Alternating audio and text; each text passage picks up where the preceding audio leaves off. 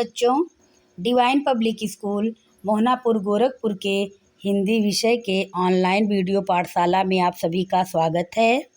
बच्चों, इसके पहले भाग में नमक का दारोगा नामक पाठ का प्रथम व्याख्यान हमने समझा था, पढ़ा था और उसके विषय में जाना था। आज हम नमक का दारोगा नामक पाठ का द्वितीय व्याख्यान को पढ़ेंगे और समझने का प्रयास करेंगे। तो बच्चों, चलते हैं हम अपने पाठ की ओर, नमक का दारोगा नामक पाठ के द्वितीय व्याख्यान की तरफ। दुनिया सोती थी पर दुनिया की जीभ जागती थी। सवेरे देखिए तो बालक वृद्ध सबके मुंह से यही बात सुनाई देती थी। जिसे देखिए वही पंडित जी के इस व्यवहार पर टीका टिप्पणी कर रहा था। निंदा की बौछारें हो रही थी, मानो संसार से अब पापी का पाप कट गया। पानी को दूध के नाम से बेचने वाला ग्वाला, कल्पित रोजनामे भरने वाले अधिकारी वर्ग, रेल में बिना टिकट सफ़र करने वाले बाबू लोग, जाली दस्तावेज बनाने वाले सेठ और साहूकार, यहाँ सब के सब देवताओं की भांति गर्दनें चला रहे थे। जब दूसरे दिन पंडित अलोपीदीन अभियुक्त होकर कांस्टेबलों के साथ हाथों में हथकड़ियाँ, हृदय में ग्लानि और क्षोभ भरे लज्जा से गर्दन झुकाए अदालत की तरफ चले तो सारे शहर में हलचल मच गई। मेलों में कदाचित आंखें इतनी व्यग्र ना होती होंगी। भीड़ के मारे छत और दीवार में कोई भेद ना रहा। किंतु अदालत में पहुंचने भर की देर थी। पंडित अलोपीदीन इस अगाध वन के सिंह थे। अधिकारी वर्ग उनके भक्त, अमले उनके सेवक, वकील मुख्तार उनके आज्ञापालक और अर्दली चपरासी तथा चौकीदार तो उनके बिना माल के गुलाम थे। अब हम व्याख्यान की तरफ चलते हैं। जब मुंशी वंशीधर पंडित अलोपीदीन को हिरासत में ले लेते हैं, उसके अगले दिन की यह बात है कि कहा गया है कि दुनिया सोती थी पर दुनिया की जीभ जागती थी। सवेरे देखो तो बालक वृद्ध सबके मुंह से यही बात सुनाई दे रही थी कि पंडित जी के इस व्यवहार पर हर कोई टीका टिप्पणी कर रहा था। निंदा की बौछारें हो रही थी, मानो संसार से अब पापी का पाप कट गया था। पानी को दूध के नाम से बेचने वाला ग्वाला, कल्पित रोजनामे भरने वाले अधिकारी वर्ग, रेल में बिना टिकट यात्रा करने वाले बाबू लोग, हर कोई सेठ साहूकार, सब के सब भगवान बने हुए थे। सब के सब अपनी गर्दनें चला रहे थे। और जब दूसरे दिन पंडित अलोपीदीन अभियुक्त होकर कांस्टेबल के साथ हाथों में हथकड़ियाँ और हृदय में ग्लानि और क्षोभ भरे लज्जा से गर्दन झुकाए अदालत की तरफ चले तो पूरे शहर में हलचल मच गई। पूरा शहर स्तंभित हो उठा। यह देखकर चकित हो चुका कि किस तरह, किस प्रकार और आखिर क्यों पंडित अलोपीदीन कानून के शिकंजे में फंसे। शायद मेलों में इतनी भीड़ नहीं रहती जितनी भीड़ पंडित अलोपीदीन को देखने के लिए लोगों की हो रही थी। किंतु अदालत में पहुंचने भर की ही देर थी। पंडित अलोपीदीन इस अगाध वन के सिंह थे।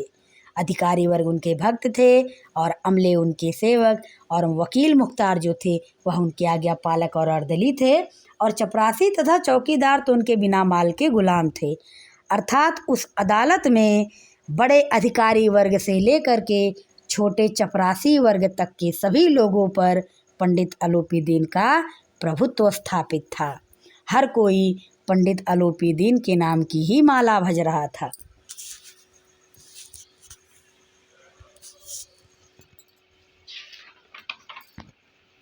उन्हें देखते ही लोग चारों तरफ से दौड़े। सभी लोग विस्मित हो रहे थे, इसलिए नहीं कि अलोपीदीन ने क्यों यह कर्म किया, बल्कि इसलिए कि वह कानून के पंजे में कैसे आए। ऐसा मनुष्य जिसके पास असाध्य साधन करने वाला धन और अनन्य वाचलता हो, वह क्यों कानून के पंजे में आए। प्रत्येक मनुष्य उनसे सहानुभूति प्रकट करता था। बड़ी तत्परता से इस आक्रमण को रोकने के निमित्त वकीलों की एक ऐसी सेना तैयार की गई। न्याय के मैदान में धर्म और धन में युद्ध ठन गया। वंशीधर चुपचाप खड़े थे। उनके पास सत्य के सिवा न कोई बल था, न स्पष्ट भाषण के अतिरिक्त कोई शस्त्र। गवाह थे किंतु लोभ से डावाडोल। व्याख्यान। जब पंडित अलोपीदीन को अदालत में पेश किया जाता है तो सभी लोग विस्मित हो जाते हैं। हालांकि अदालत में भी छोटे से बड़े, अधिकारी से चपरासी वर्ग तक हर किसी पर पंडित अलोपीदीन का प्रभाव रहता है। उनके धन का प्रभाव स्पष्ट रूप से दिखाई देता है, लेकिन हर कोई यह सोचकर चकित रहता है कि पंडित अलोपीदीन ने ऐसा कर्म क्यों किया कि वह कानून के पंजे में आ गए। ऐसा मनुष्य जिसके पास असाध्य साधन करने वाला धन हो, वह कैसे कानून के पंजे में आ गया? आखिर किस व्यक्ति ने इतनी हिम्मत दिखाई कि इन्हें हिरासत में लिया? हर कोई इसी बात की चर्चा कर रहा था और हर मनुष्य उनसे सहानुभूति प्रकट कर रहा था। और एक तरफ मुंशी वंशीधर बिल्कुल अकेले खड़े थे। उनके पास सत्य के अलावा और कुछ नहीं था, कोई बल नहीं था। अर्थात धन और धर्म दोनों एक दूसरे के समक्ष खड़े थे। मुंशी वंशीधर के पास ना स्पष्ट भाषण के अतिरिक्त कोई शस्त्र थे और जो गवाह भी थे वह लालच से डावाडोल हो रहे थे। अर्थात उन गवाहों पर भी लालच सवार था। वह कब अपना पासा पलट लें कोई नहीं जानता। यहाँ तक कि मुंशी जी को न्याय भी अपनी ओर से कुछ खिंचा हुआ दिख पड़ता था। वह न्याय का दरबार था, परंतु उसके कर्मचारियों पर पक्षपात का नशा छाया हुआ था। किंतु पक्षपात और न्याय का क्या मेल? जहाँ पक्षपात हो वहाँ न्याय की कल्पना भी नहीं की जा सकती। मुकदमा शीघ्र ही समाप्त हो गया। डिप्टी मजिस्ट्रेट ने अपनी तजवीज़ में लिखा, पंडित अलोपीदीन के विरुद्ध दिए गए प्रमाण निर्मूल और भ्रमात्मक हैं। वह एक बड़े भारे आदमी हैं। यह बात कल्पना के बाहर है कि उन्होंने थोड़े लाभ के लिए ऐसा दुस्साहस किया हो। यद्यपि नमक के दारोगा मुंशी वंशीधर का अधिक दोष नहीं है, लेकिन यह बड़े खेद की बात है कि उसकी उद्दंडता और विचारहीनता के कारण एक भले मानुस को कष्ट झेलना पड़ा। हम प्रसन्न हैं कि वह अपने काम से सजग और सचेत रहता है, किंतु नमक से मुकदमे की बढ़ी हुई नमक हलाली ने उसके विवेक और बुद्धि को भ्रष्ट कर दिया। भविष्य में उसे होशियार रहना चाहिए। वकीलों ने यह फैसला सुना तो उछल पड़े। पंडित अलोपीदीन मुस्कुराते हुए बाहर निकले। स्वजन बांधवों ने रुपयों की लूट की। उदारता का सागर उमड़ पड़ा। उसकी लहरों ने अदालत की नींव तक हिला दी। जब वंशीधर बाहर निकले तो चारों ओर से उनके ऊपर व्यंग्य वाणों की वर्षा होने लगी। चपरासियों ने झुक झुक कर सलाम किए, किंतु इस समय एक एक कटुआ के एक एक संकेत उनकी गर्वाग्नि को प्रज्वलित कर रहा था। अब हम व्याख्यान की तरफ चलते हैं। जैसा कि पहले कहा जा चुका है कि मुंशी वंशीधर बिल्कुल अकेले, निडर, लेकिन कर्तव्यपरायण और धर्मनिष्ठ दरोगा के रूप में अकेले डटे थे। अकेले पूरे समाज का सामना कर रहे थे। और जैसे ही अदालत की कार्यवाही शुरू होती है, मुकदमा तत्काल ही समाप्त हो जाता है, शीघ्र ही समाप्त हो जाता है। और डिप्टी मजिस्ट्रेट कहते हैं कि पंडित अलोपीदीन के विरुद्ध दिए गए प्रमाण निर्मूल हैं, भ्रमात्मक हैं, या बहुत बड़े आदमी हैं, बहुत उदार आदमी हैं, और ऐसा हो नहीं सकता कि वह थोड़े से लाभ के लिए उन्होंने ऐसा दुस्साहस किया हो। इसलिए पंडित अलोपीदीन को बरी कर दिया जाता है और नमक के दरोगा अर्थात मुंशी वंशीधर को यह कहा जाता है कि आप अपने काम से सजग और सचेत रहते हैं, किंतु नमक से मुकदमे की बढ़ी हुई नमक हलाली ने आपकी बुद्धि और विवेक को भ्रष्ट कर दिया है और भविष्य में आप होशियार रहिएगा। अर्थात मुंशी वंशीधर को चेतावनी देकर छोड़ दिया जाता है और पंडित अलोपीदीन को इज्जत के साथ, सम्मान के साथ रिहा कर दिया जाता है। अर्थात अदालत में भी धन का प्रभाव स्पष्ट रूप से देखने को मिलता है और जब वकील यह फैसला सुनते हैं तो बहुत खुश होते हैं और पंडित अलोपीदीन भी मुस्कुराते हुए अदालत से बाहर निकलते हैं, हंसते हुए बाहर निकलते हैं। और उनके धन की लहरों ने अदालत की नींव तक हिला दी थी। अर्थात इस वाक्य का अर्थ यह है कि उन्होंने अपने धन के बल पर अदालत को भी खरीद लिया था। सिर्फ मुंशी वंशीधर ही एक ऐसे व्यक्ति थे जो निडर, निष्पक्ष और एक कर्तव्यपरायणता के साथ इनका डटकर सामना कर रहे थे। जब वंशीधर बाहर निकलते हैं तो उनके ऊपर चारों ओर से व्यंग्यवाड़ों की वर्षा होने लगती है। हर कोई उन पर कटाक्ष करता है, हर कोई उनको बुरा भला कहता है। चपरासियों ने झुक झुक कर उनको सलाम तो किया, किंतु एक एक कटुआ के एक एक संकेत उनकी गर्वाग्नि को और प्रज्वलित कर रहा था। अर्थात अलोपीदीन को भले बाइज्जत रिहा कर दिया गया था, लेकिन मुंशी वंशीधर को अपने ऊपर गर्व महसूस हो रहा था। क्यों? क्योंकि वह एक अत्यंत ही ईमानदार और कर्तव्यनिष्ठ दरोगा की भूमिका अच्छे से निभा रहे थे।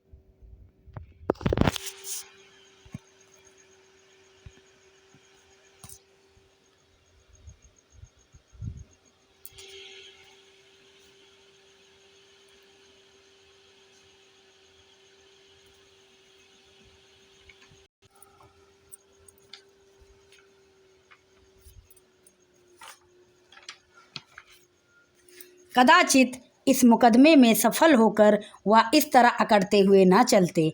आज उन्हें संसार का एक खेदजनक विचित्र अनुभव हुआ। न्याय और विद्वता, लंबी चौड़ी उपाधियां, बड़ी बड़ी दाढ़ियां और ढीले चोंगे एक भी सच्चे आदर के पात्र नहीं हैं। अर्थात मुंशी वंशीधर अपने मन ही मन में सोचते हैं कि यह संसार का एक बहुत ही दुर्भाग्यपूर्ण अनुभव है। यहाँ न्याय और विद्वता और लंबी चौड़ी उपाधियाँ, अर्थात जो वकीलों की फौज रहती है वह बड़ी लंबी चौड़ी उपाधियाँ धारण करते रहते हैं। जो मजिस्ट्रेट रहते हैं वह भी बड़ी लंबी चौड़ी उपाधियाँ, बहुत अधिक शिक्षा ग्रहण करके, अच्छी पढ़ाइयाँ पढ़ के ही इस पद पर पहुँचते हैं। और बड़ी बड़ी दाढ़ियाँ और ढीले चोंगे ये सब भी कुछ भी सच्चे आदर के पात्र नहीं हैं। अर्थात वकील और मजिस्ट्रेट ये सब पैसों के हाथों बिके हुए हैं। मुंशी वंशीधर के मन में बहुत दुख होता है, बहुत कष्ट होता है। एक बहुत बड़ा विचित्र अनुभव उन्हें प्राप्त होता है। वंशीधर ने धन से बैर मोल लिया था, उसका मूल्य चुकाना अनिवार्य था। कठिनता से 1 सप्ताह बीता होगा कि मुअत्तली का परवाना आ पहुंचा। कार्यपरायणता का दंड मिला।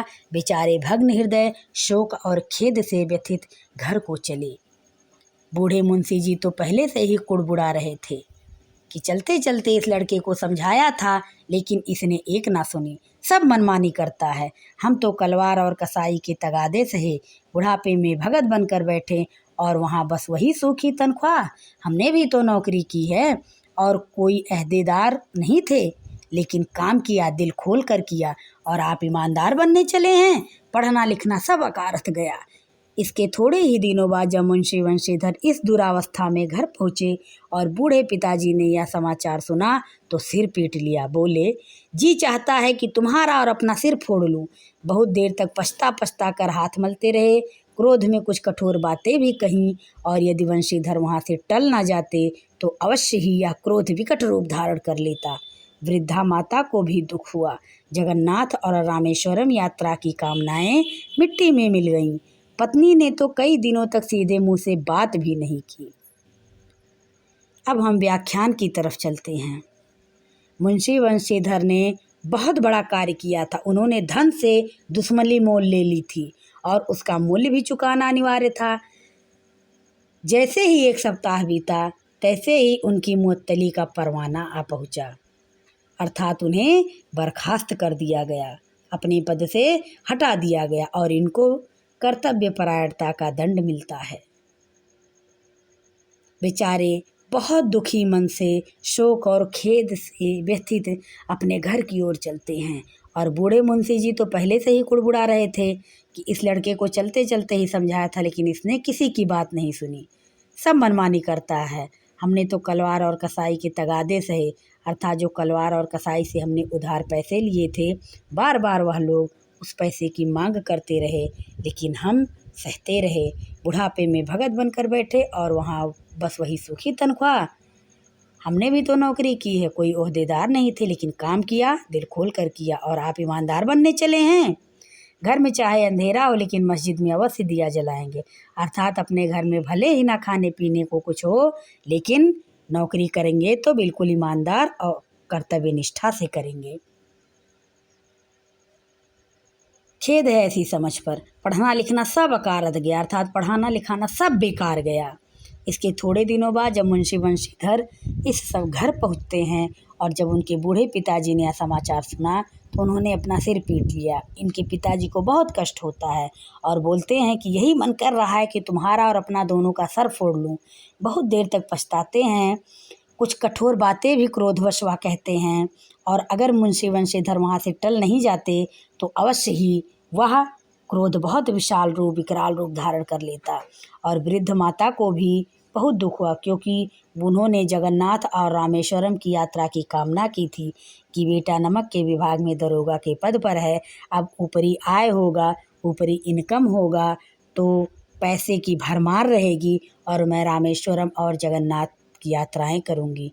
लेकिन उनकी यह कामना भी मिट्टी में मिल जाती है। क्यों? क्योंकि मुंशी बंशीधर बर्खास्त होकर घर आ जाते हैं और उनकी पत्नी ने तो कई दिन तक उनसे बात भी नहीं की। इसी प्रकार एक सप्ताह बीत गया। संध्या का समय था। बूढ़े मुंशी जी बैठे राम नाम की माला जप रहे थे। इसी समय उनके द्वार पर सजा हुआ रथ आकर रुका। हरे और गुलाबी पर्दे, पछहिए बैलों की जोड़ी, उनकी गर्दनों में नीले धागे, सींगे पीतल से जड़ी हुई, कई नौकर लाठियां कंधे पर रखे साथ थे। मुंशी जी अगवानी को दौड़े, देखा तो पंडित आलोपीदीन हैं। झुककर दंडवत की। अब इसी तरह एक सप्ताह बीतता है और एक दिन शाम के समय जब बूढ़े मुंशी जी बैठे राम राम की माला जप रहे थे, उसी समय उनके दरवाजे पर एक सजा हुआ रथ आकर रुकता है और वह रथ बहुत सुंदर रहता है। कई नौकर चाकर उस रथ के आगे पीछे कंधे पर लाठियां रखे आते हैं। मुंशी बंशीधर के पिताजी अगवानी के लिए दौड़ते हैं और जब देखते हैं तो वह पंडित आलोपीदीन रहते हैं। झुककर वह उन्हें प्रणाम करते हैं। लल्लो चप्पो की बातें करने लगे। हमारा भाग्य उदय हुआ जो आपके चरण इस द्वार पर आए। आप हमारे पूज्य देवता हैं, आपको कौन सा मुंह दिखावे, मुंह में तो कालिख लगी हुई है, किंतु क्या करें, लड़का अभागा कपूत है, नहीं तो आपसे क्यों मुँह छिपाना पड़ता। ईश्वर निसंतान चाहे रखें पर ऐसी संतान ना दें। मुंशी बंशीधर के पिताजी पंडित आलोपीदीन का सत्कार करते हैं, उनका सम्मान करते हैं, लेकिन उनसे यह भी कहते हैं कि मैं अपने पुत्र के कारण बहुत शर्मिंदा हूँ। हमारे लड़के ने, मुंशी बंशीधर ने जो कार्य किया है, आपके साथ जो दुर्व्यवहार किया है, उसके लिए मैं बहुत शर्मिंदा हूँ। हमें क्षमा करिए, आपको मैं अपना कौन सा मुँह दिखाऊँ। हमारा लड़का अभागा कपूत है, नहीं तो आपसे क्यों मुँह छिपाना पड़ता। आलोपीदीन ने कहा, नहीं भाई साहब, ऐसा न कहिए। मुंशी जी ने चकित होकर कहा, ऐसी संतान को और क्या कहूँ। आलोपीदीन ने वात्सल्यपूर्ण स्वर में कहा, कुल तिलक और पुरुषों की कीर्ति उज्जवल करने वाले संसार में ऐसे कितने धर्मपरायण मनुष्य हैं जो धर्म पर अपना सब कुछ अर्पण कर सके। यहाँ पंडित आलोपीदीन बहुत बड़ी बात कहते हैं। पंडित आलोपीदीन कहते हैं कि कुल तिलक और पुरुषों की कीर्ति उज्जवल करने वाले, अर्थात अपने कुल का मान सम्मान पद प्रतिष्ठा में वृद्धि करने वाले ऐसे कितने धर्मपरायण मनुष्य हैं जो धर्म पर अपना सब कुछ अर्पण कर देते हैं, कितने भी कष्ट सहते हैं, लेकिन अपने कर्तव्य से विमुख नहीं होते हैं। लालच उनके अंदर लेश मात्र भी नहीं रहता है। यह बहुत बड़ी बात होती है और बिरले मनुष्यों में यह गुण पाया जाता है। पंडित आलोपीदीन ने वंशीधर से कहा, दरोगा जी, इसे खुशामद ना समझिए। खुशामद करने के लिए मुझे इतना कष्ट उठाने की ज़रूरत ना थी। उस रात को आपने अपने अधिकार बल से मुझे अपनी हिरासत में लिया था, किंतु आज मैं स्वेच्छा से आपकी हिरासत में हूँ। मैंने हजारों रईस और अमीर देखे, हजारों उच्च पदाधिकारियों से काम पड़ा, किंतु मुझे परास्त किया तो आपने। मैंने सबको अपना और अपने धन का गुलाम बनाकर छोड़ दिया। मुझे आज्ञा दीजिए कि मैं आपसे कुछ भी नहीं करूं। आलोपीदीन वंशीधर से कहते हैं कि दरोगा जी, मेरी यह बात से आप यह ना समझिए कि मैं आपको खुश करने आया हूं। अगर मुझे खुश करना होता तो इतना कष्ट उठाने की मुझे ज़रूरत ही नहीं थी। उस रात को आपने अपने अधिकार बल से मुझे अपने हिरासत में लिया था, लेकिन आज इस समय आपके दरवाजे पर, आपके घर पर, आपके द्वार पर मैं स्वेच्छा से, अपने मन से आपकी सेवा में हूँ। आज मैं अपने मन से, अपनी स्वेच्छा से आपके हिरासत में हूँ। मैंने हजारों रईस अमीर देखे, बहुत बड़े बड़े अधिकारियों से मेरा पाला पड़ा और सबको मैंने अपने धन के वश में किया। सबको मैंने लालच दिया और सब उस लालच के वशीभूत होकर मेरा सारा कार्य करते रहे। लेकिन अगर मुझे इस पंडित अलोपी दीन को किसी ने परास्त किया, किसी ने हराया, तो वह सिर्फ और सिर्फ आप हैं। मैंने बहुत लोगों को अपने धन का गुलाम बनाकर छोड़ दिया, लेकिन आप जैसा व्यक्ति मुझे आज तक नहीं मिला। पंडित अलोपी दीन मुंशी वंशीधर के कर्तव्य परायणता और ईमानदारी की प्रशंसा करते हैं और कहते हैं कि अगर आप आज्ञा दीजिए तो मैं कुछ आपसे विनय करूं, आपसे कुछ गुजारिश करूं। वंशीधर ने अलोपी दीन को आते देखा तो उठकर सत्कार किया, किंतु स्वाभिमान सहित। समझ गए कि यह महाशय मुझे लज्जित करने और जलाने आए हैं। क्षमा प्रार्थना कर चेष्टा नहीं की, वरन उन्हें अपने पिता की या ठकुर सुहाती की बात असह्य सी प्रतीत हुई। पर पंडित जी की बातें सुनी तो मन की मैल मिट गई। पंडित जी की ओर उड़ती हुई दृष्टि से देखा, सद्भाव झलक रहा था। गर्व ने अब लज्जा के सामने सिर झुका दिया। शर्माते हुए बोले, यह आपकी उदारता है जो ऐसा कहते हैं। मुझसे जो कुछ अविनय हुई है उसे क्षमा कीजिए।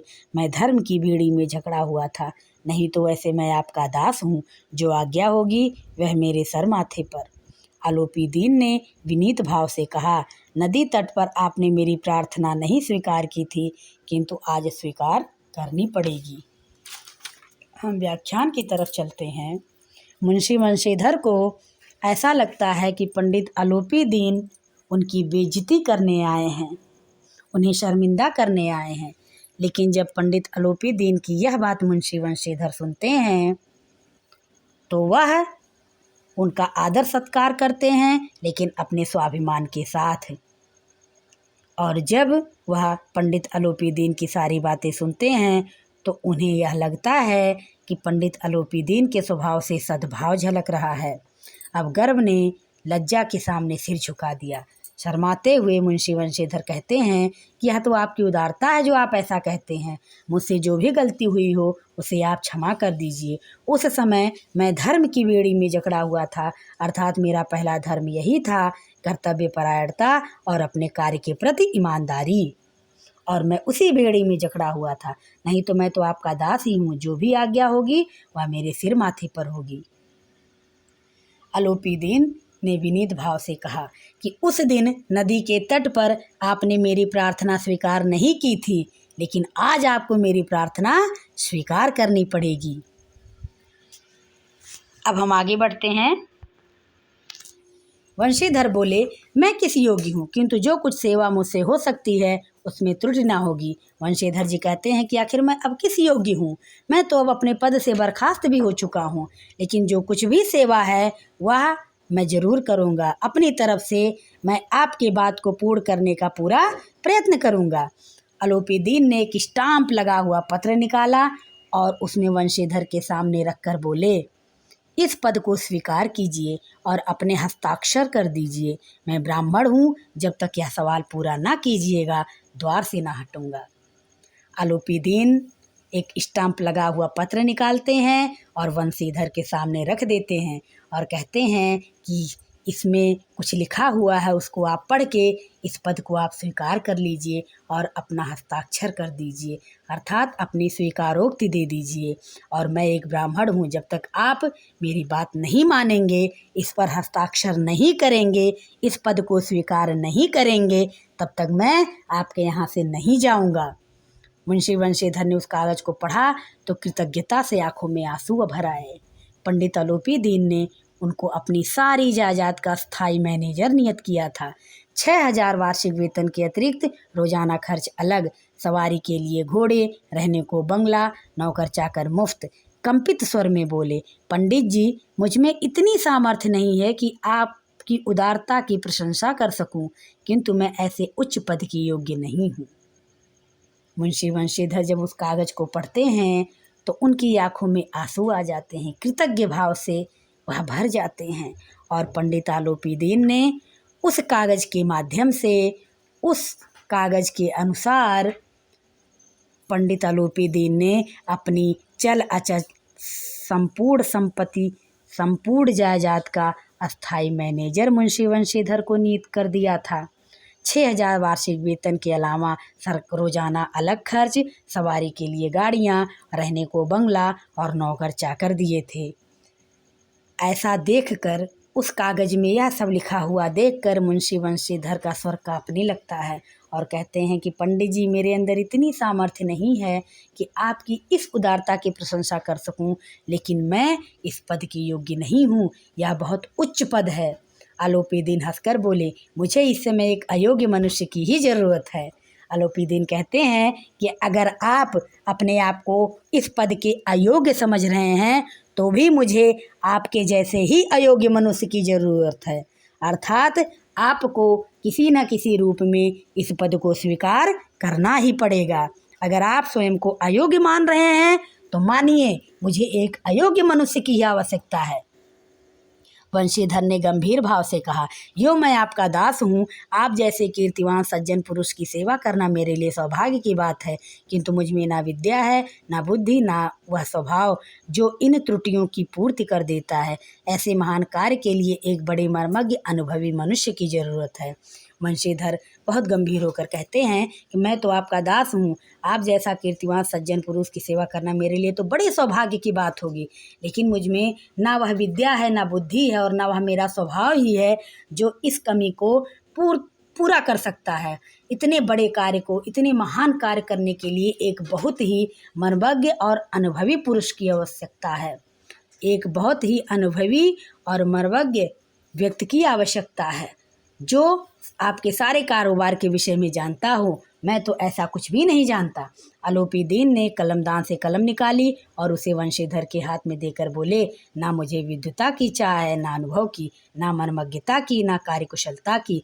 इन गुणों के महत्व का परिचय खूब पा चुका हूँ। अब सौभाग्य और सुअवसर ने मुझे वह मोती दे दिया है जिसके सामने योग्यता और विद्वता की चमक फीकी पड़ जाती है। यह कलम लीजिए, अधिक सोच विचार न कीजिए, दस्तखत कर दीजिए। परमात्मा से यही प्रार्थना है कि वह आपको सदैव वही नदी के किनारे वाला बेमुरव्वत, उद्दंड, कठोर परंतु धर्मनिष्ठ दरोगा बनाए रखे। आलोपीदीन कलमदान से कलम निकालते हैं और वंशीधर के हाथ में देकर के कहते हैं कि मुझे कुछ भी नहीं चाहिए, ना विद्वता, ना अनुभव, ना मर्मज्ञता, ना कार्यकुशलता, कुछ भी नहीं चाहिए। इन सभी गुणों का परिचय मैं नदी के किनारे पा चुका हूँ। आप क्या हैं इसके बारे में मुझसे अधिक अच्छा और कौन जान सकता है। आपको मैं बहुत अच्छे से परख लिया हूँ। आप हीरा हैं, हीरा। परमात्मा से मेरी यही प्रार्थना है कि आपको वही नदी के किनारे वाला बेमुरव्वत, उद्दंड, कठोर परंतु धर्मनिष्ठ दरोगा बनाए रखे, अर्थात अपने धर्म के प्रति अगाध श्रद्धा रखने वाला दरोगा बनाए रखें। आप सदैव कर्तव्य परायणता और ईमानदारी की मूर्ति बने रहिए और मुझे आप ही के जैसे व्यक्ति की ज़रूरत है। आपकी ही आवश्यकता है मुझे। वंशीधर की आंखें डबडबा आईं। हृदय के संकुचित पात्र में इतना एहसान न समा सका। एक बार फिर पंडित जी की ओर भक्ति और श्रद्धा की दृष्टि से देखा और कांपते हुए हाथ से मैनेजरी के कागज पर हस्ताक्षर कर दिए।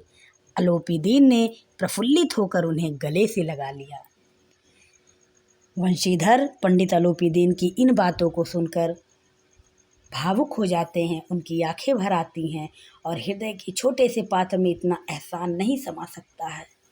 एक बार फिर पंडित जी की ओर श्रद्धा और भक्ति से देखते हैं, प्रेम पूर्वक देखते हैं और कांपते हुए अपने हाथों से पंडित आलोपीदीन के जायदाद के मैनेजरी के कागज पर अपना हस्ताक्षर कर देते हैं और आलोपीदीन प्रफुल्लित होकर, खुश होकर मुंशी वंशीधर को गले लगा लेते हैं। नमक के दरोगा नामक इस कहानी के माध्यम से मुंशी प्रेमचंद जी हमें यह संदेश देने का प्रयास करते हैं कि एक बार फिर धर्म की धन पर विजय होती है। धन कितना भी अधिक प्रभावशाली क्यों ना हो, लेकिन धर्म के आगे वह अंततः झुक जाता है। जिस प्रकार पंडित अलोपीदीन आखिर में मुंशी वंशीधर के सामने झुक जाते हैं, ठीक उसी प्रकार से धन और धर्म के बीच में जो युद्ध होता है उस पे सदैव धर्म धन पर भारी पड़ता है। हर व्यक्ति को, प्रत्येक मनुष्य को अपनी ईमानदारी और कर्तव्यपरायणता से कभी पीछे नहीं हटना चाहिए। हर व्यक्ति को अपने कार्य के प्रति कर्तव्यनिष्ठ और ईमानदार बने रहना चाहिए। इस कहानी के माध्यम से हमें यही शिक्षा प्राप्त होती है कि हमें अपना कार्य अच्छे तरीके से, भली प्रकार से, ईमानदारी के साथ, कर्तव्यपरायणता के साथ और सत्यनिष्ठा के साथ अपना कार्य करना चाहिए।